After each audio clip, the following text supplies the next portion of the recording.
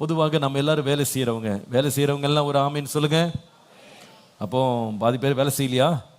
சில பேர் கடையில் போய் வேலை செய்கிறோம், ஒரு கம்பெனியில் போய் வேலை செய்கிறோம், மீதி உள்ளவங்க வீட்டில் வேலை செய்கிறோம் இல்லையா? வேலை செய்யாமல் நம்ம இருக்கிற எல்லாருமே வேலை செய்கிறோம்.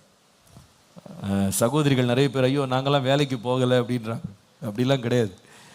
வேலைக்கு போகிறவங்களோட அதிகமாக வேலை செய்கிறவங்க வந்து வீட்டில் இருக்கவங்க தான். ஒரு முறை ஒரு பத்திரிகையில் படித்தேன், இந்த வீட்டு பெண்மணிகள் ஒரு நாள் வந்து அவங்க வீட்டுக்குள்ளே நடக்கையே வந்து எத்தனையோ மைலாம், அவ்வளோ வேலை செய்கிறாங்களாம். அந்த மாதிரி எல்லாருமே வேலை செஞ்சுட்டு இருக்கோம்.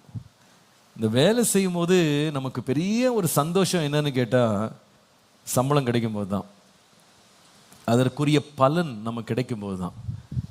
நம்முடைய தேவன் பாருங்க, நம்மை வேலை வாங்கிட்டு கை கழுவி விடுறவர் இல்லை.